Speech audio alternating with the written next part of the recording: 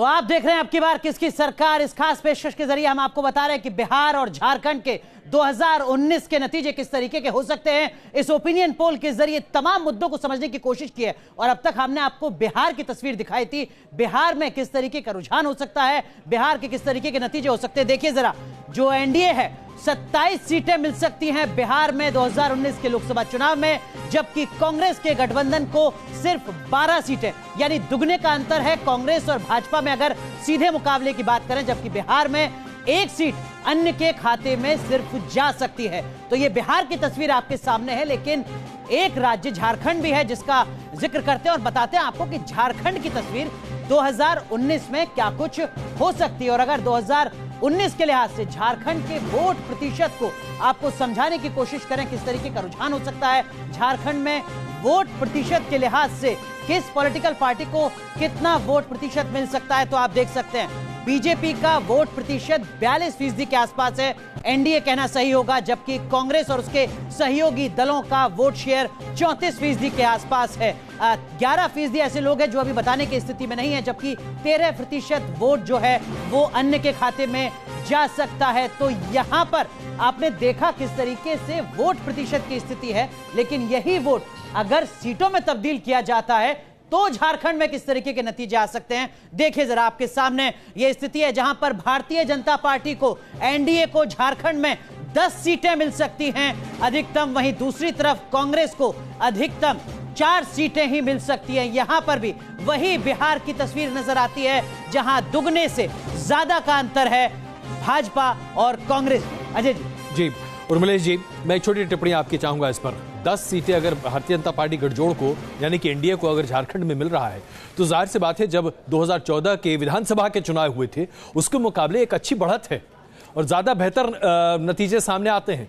तो यानी कि बीजेपी गेन करती हुई दिखाई दे रही है झारखंड में भी। नहीं, झारखंड में देखिए उनकी पकड़ मजबूत है, इसमें मैं इसको कॉन्ट्रडिक्ट कोई भी नहीं कर सकता जी, क्योंकि केवल सरकार ही उनके साथ नहीं है, बल्कि उन्होंने गांव से लेकर कस्बे तक हर जगह सरकार के होने का फायदा उठाया है। और उसके पहले भी जो आरएसएस का वहां पर नेटवर्क है वो बहुत स्ट्रांग था, जिसके बल पर उन्होंने आदिवासी क्षेत्रों में और गैर आदिवासी क्षेत्रों में भी उन्होंने काफी काम किया था, इसमें कोई दो राय नहीं है। लेकिन मैं जो सोचता हूं वो ये कि अगर झारखंड में गठबंधन पुख्ता अगर बनता है और इनके कैंडिडेट्स अगर बेहतर बनते हैं, खासकर सामाजिक संरचना के हिसाब से, तो ये इस सरकार की अनपॉपुलरिटी भी कुछ कम नहीं है बड़ी। आप देखिए हाल के कुछ दिनों में जिस तरह के डिसीजंस लिए हैं, स्वयं इनकी अपनी पार्टी में इतने कॉन्ट्रडिक्शन है, इतना ठीक है वहां जूते नहीं चले हैं उत्तर प्रदेश की तरह, लेकिन पार्टी के नेताओं में इतनी सिरफुटौल है कि उसकी कल्पना नहीं की जा सकती है झारखंड में। तो मुझे लगता है कि अगर क्रिएटिवली ये महागठबंधन वहां पर वाकई काम करे और क्रिएटिवली चुनाव लड़े, अच्छे कैंडिडेट्स पुटअप करे, तो सिनारियो चेंज हो सकता है। केसी त्यागी जी, क्या आप सहमत हैं या आपको लगता है कि नहीं, आप 10 सीट तो गठजोड़ में मिलेगा झारखंड में, लेकिन शायद उससे ज्यादा भी मिल सकता है, क्योंकि आपने कहा बिहार में आप 40 की 40 जीत सकते हैं, इस स्थिति में आप हैं?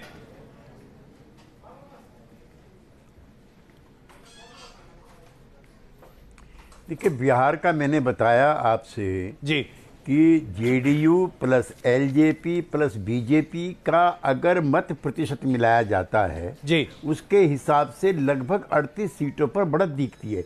यही आंकड़े जब हम उत्तर प्रदेश में सपा बसपा के मिलाते हैं, इसलिए झारखंड की जो स्थिति अभी हमारे मित्र उर्मिलेश जी बता रहे थे जी, बिहार में और झारखंड में मुकम्मल गठबंधन भी नहीं बन पा रहे हैं। जैसे वहाँ का एक लोकल आउटफिट है वो इससे बाहर हो गया है। आरजेडी के हमारे मित्र बैठे हैं जी, और मैं चूंकि हम और ये कभी एक पार्टी में रह चुके हैं, वहां पर यूनाइटेड जनता दल का भी काफी बड़ा आधार हुआ करता था, लेकिन आरजेडी को भी खाली एक सीट दी गई है, एक संगठन पहली बार चला गया है। इसलिए जेएमएम और जेवीएम इसके अंदर भी विवाद है। अगर ये सारे के सारे मिलकर के लड़ते तो मुकाबला मजबूत होता। ये आधा अधूरा महागठबंधन है। जेवीएम इससे नाराज है, आरजेडी इससे नाराज है, और एक जो लोकल आउटफिट था वो पहली बार जा चुका है। इसलिए जो आपका ओपिनियन पोल है मैं उससे सहमत हूं, और इसमें कांग्रेस की 1 सीट है और 3 सीट जो है जेएमएम की है। चलिए, तो प्रणव जी क्या कहेंगे आप? मैं इनका उत्तर देना चाहता हूं जी कि एक तो ट्रेडिशनली देखिए तो जितना बड़ा जनाधार कह रहे हैं किसी त्यागी जी, इतना बड़ा जनाधार नहीं है। पिछली सरकार में भी जो मतों का प्रतिशत था बीजेपी का, ये अपने बल पर सरकार बनाने के काबिल नहीं थे। इनको समर्थन लेना पड़ा। बाद में उन्होंने जेबीएम के विधायकों को तोड़ा और फिर उसको बनाया उसमें विधानसभा में।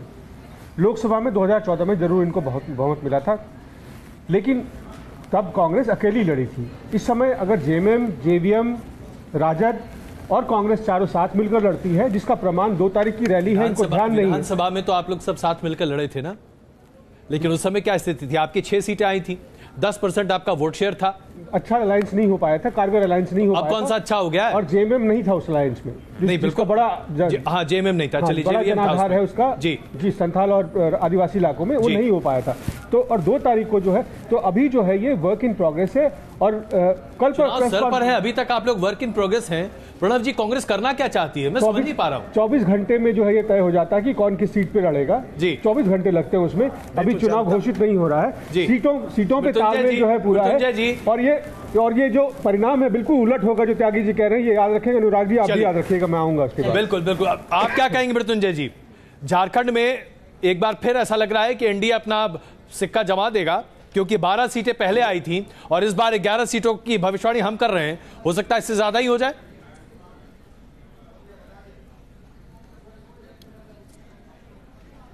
देखिए, एनडीए का सिक्का उखड़ने वाला है झारखंड में। सरकार के खिलाफ जो झारखंड की जनता में आक्रोश है जी। रघुवर सरकार केंद्र में भी उनकी सरकार है, इसके बाद भी जनता के आकांक्षाओं पर खरी नहीं उतरी है सरकार। आए दिन आप देख रहे हैं जितने भी उपचुनाव हुए उसका रिजल्ट आप देख लीजिए। तो पूरी तरह से एनडीए का वहां से सुफड़ा साफ होगा। एनडीए का पहले भी आप पिछला भी देख लीजिए इतिहास, वहां पर कभी भी भारतीय जनता पार्टी वोटों के बिखराव का फायदा लेते रही है, लेकिन इस बार सभी महागठबंधन दलों के नेता अंत तक एकजुट होकर के लड़ेंगे और वहां पर सभी सीटों पर महागठबंधन को वाकई वही स्थिति है जिसका जिक्र यहाँ पर आरजेडी की तरफ से या कांग्रेस की तरफ से कहा जा रहा है? क्योंकि 2014 के विधानसभा चुनाव में अकेले बीजेपी का वोट शेयर 30% के आसपास था और बाकी दलों के वोट शेयर को जोड़ दें तो लगभग केवल 40% के आसपास, 8% वोट शेयर का अंतर था केवल। क्या वाकई स्थितियां विपक्ष के अनुकूल हैं झारखंड में? नीरजा जी, आप मेरे से पूछ रहे हैं? आप जी नीरजा जी। हाँ, देखिए, मुझे लगता है कि ओवरऑल ये इलेक्शन अरिथमेटिक वर्सेस केमिस्ट्री का होने वाला है पहले। और अरिथमेटिक वर्सेस केमिस्ट्री अलग नहीं, arithmetic versus chemistry plus arithmetic, क्योंकि ऑपोजिशन की तरफ से महागठबंधन स्टेट लेवल पे पूरा नहीं हो पा रहा है। गठबंधन हो रहा है, जैसे कि उत्तर प्रदेश में भी है, सपा बसपा है, कांग्रेस बाहर है। यहाँ भी पूरी तरह से झारखंड में सारी पार्टीज अगर कुल मिला के इकट्ठे होकर मजबूती से लड़ती तो एक टाइम कहा जा रहा था कि 10 उनके आते और 4 एनडीए के आते, पर वो स्थिति बदलती हुई नजर आ रही है जी। और कितनी भरपाई पुलवामा और बालाकोट कर रहा है भाजपा के लिए, वो एक बड़ा फैक्टर है। और जो ये भी सुनने में आ रहा है कि कह रहे हैं कि आक्रोश है रघुवर दास की सरकार के विरुद्ध, उसमें कुछ तथ्य है, लेकिन लोग कह रहे हैं ऊपर हमें ये चाहिए, नीचे हमें दूसरी सरकार चाहिए, क्योंकि हमने और स्टेट्स में भी देखा है। तो ये टैली कहां तक जाके नरेंद्र मोदी के हक में होगी बीजेपी, क्योंकि मेन मुद्दा 2019 इलेक्शन का नरेंद्र मोदी ही है और चीजें बाकी सब गौण हैं। नीरजा जी, आपने जो कहा वो वास्तविकता है, क्योंकि आज दरअसल ये चुनाव नरेंद्र मोदी बनाम रेस्ट है और यही मुद्दा हम आपके सामने रखना चाहते हैं, क्योंकि हम आपके सामने प्रस्तुत कर रहे हैं राहुल मोदी ट्रैकर।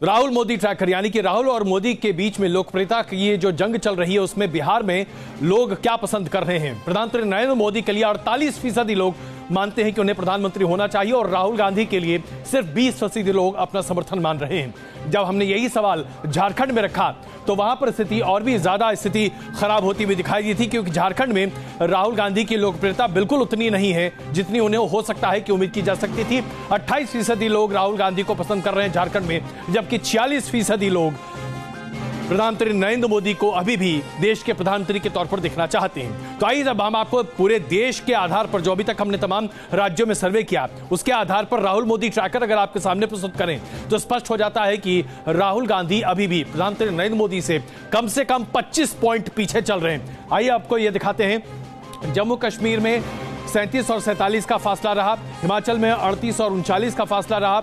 आप ये प्रधानमंत्री नरेंद्र मोदी का पहला हम ग्राफ आपको दिखा रहे हैं, कहीं पर भी 35% के आसपास मिनिमम उनका अप्रूवल रेटिंग है और कई जगहों पर तो 50% के आसपास भी उनका अप्रूवल रेटिंग आता दिखाई देता है। लेकिन जब आप राहुल गांधी की बात करते हैं तो 30% से होते हुए 35% और फिर 19% आते आते 28%, यानी कि काफी फासला आप बड़े पैमाने पर देख सकते हैं दोनों नेताओं की लोकप्रियता में है, जहां तक प्रधानमंत्री के स्पष्ट तौर पे अगर आप चुनाव की बात दिखाई देती है।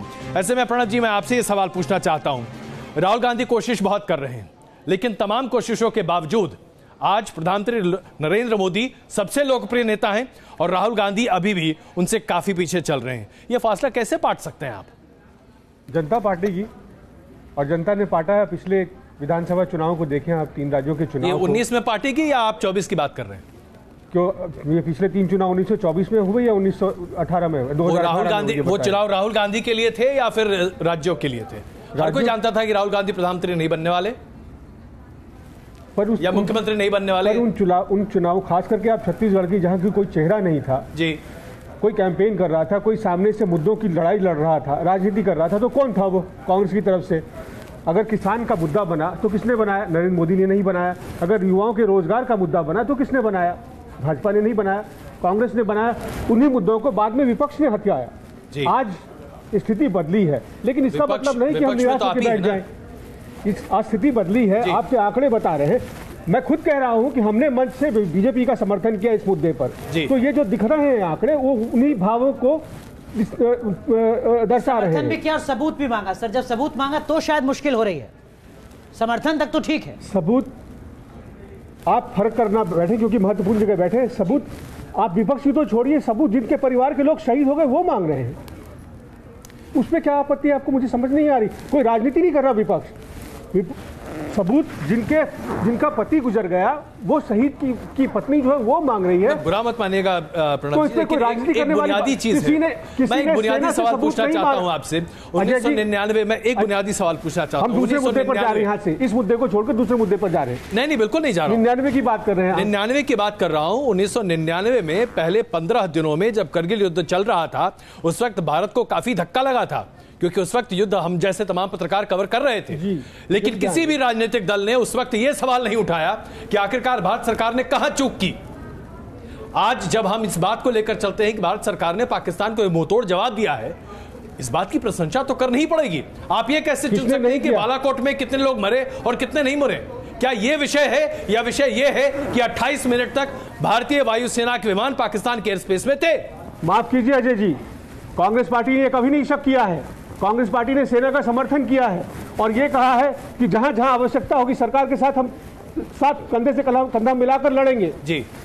तो इसमें कोई, और उसमें अगर मान लीजिए कि उस 21 मिनट के एयर स्पेस वायलेशन में अगर हमारा एक विमान गिरता तो जिम्मेदारी किसकी होती? प्रधानमंत्री नरेंद्र मोदी की? जो पूछे जाने नहीं, मैं पूछ रहा हूं आपसे, अगर उस समय एक भी भारतीय विमान गिरा होता तो जिम्मेदारी किसकी होती? प्रधानमंत्री नरेंद्र मोदी की या फिर वायुसेना की? आप बताइए मुझे। विमान तो गिरा, आपने कहा जिम्मेवारी पूछी किसकी जिम्मेवारी थी?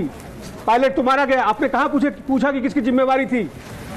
60 किलो RDX अभिनंदन की बात कर रहे हैं, किसकी जिम्मेवारी थी? इंटेलिजेंस फेलियर हुआ, आपने कहा पूछा किसकी जिम्मेवारी थी? जाहिर सी बात है, तमाम सवाल तो पूछे ही जा रहे हैं। ये सवाल बिल्कुल पूछे जा रहे हैं। इंटेलिजेंस फेलियर का सवाल तो हर किसी ने उठाया। प्रणब जी, मैं क्षमा चाहता हूं, आप यहां पर गलत हैं। इंटेलिजेंस फेलियर का सवाल न्यूज नेशन ने पहले दिन उठाया, छोड़ दीजिए। मैं बिल्कुल पहले दिन उठाया, लेकिन मैं ये सवाल आपसे पूछना चाहता हूं। लेकिन आज भी ये सवाल लाजमी है, ये प्रश्न पूछे जाने चाहिए। उर्मिला जी, आप क्या कहते हैं? मैं इसका जवाब दे सकता हूं, क्योंकि प्रणब जी की पार्टी को चुनाव लड़ना है जी, तो चुनाव जिनको लड़ना है वो ठीक नहीं बोल पाएंगे, क्योंकि मुश्किल है भारत की जनता और भारत के मतदाताओं में भी। क्या संदेश? लेकिन मैं लेकिन जितना वो बोल रहे हैं ठीक है, लेकिन मैं ज्यादा बोल सकता हूं, क्योंकि मैं पत्रकार हूं और मुझे चुनाव नहीं लड़ना है और न मेरी पार्टी को चुनाव लड़वाना है।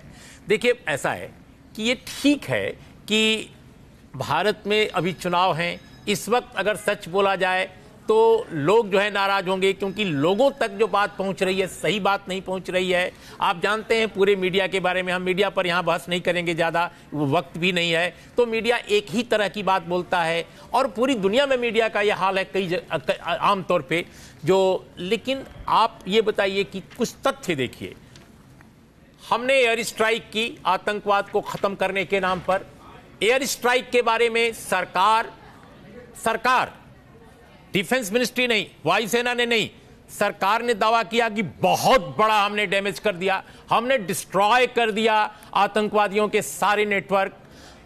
इसके बाद दूसरा किसने किया? तत्काल मीडिया ने किया। भारत के मीडिया के 99.9% हिस्से ने बताया कि तबाह कर दिया पाकिस्तान को। अच्छा एक सेकंड जरा समय दीजिए जी। नहीं मेरे पास समय कम है। इसके बाद हमने एयर स्ट्राइक किया, उन्होंने भी एयर स्ट्राइक कर दी।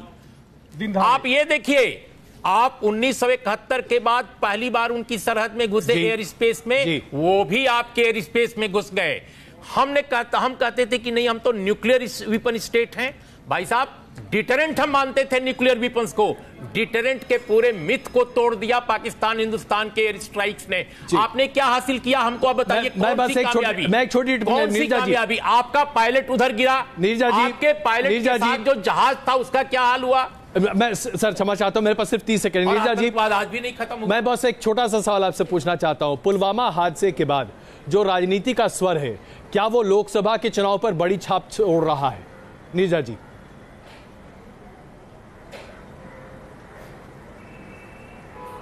देखिए, जरूर छाप छोड़ेगा, क्योंकि नेशनलिज्म का मुद्दा, राष्ट्रीयता का मुद्दा सामने आया है। लेकिन ये जो मुद्दा है, ये भाजपा ने अपना मुद्दा बना लिया है, और जो ऑपोजिशन गलती कर रही है वो भाजपा के टर्फ पे लड़ाई लड़ रही है, डिफेंसिव लड़ाई लड़ रही है। उसके जो मुद्दे हैं, जो कि किसानों में परेशानी है, बेरोजगारी है, जो कि पिछले स्टेट असेंबली इलेक्शन में सामने आए थे, दलितों का मसला है, उनको वापस नैरेटिव में सामने तो कैसे विपक्ष के लिए बेहतर होगा कि अपने बुनियादी मुद्दों पर फिर से आगे चुनावी प्रचार को बढ़ाए। अब की बार किसकी सरकार की इस खास पेशकश में बस इतना ही।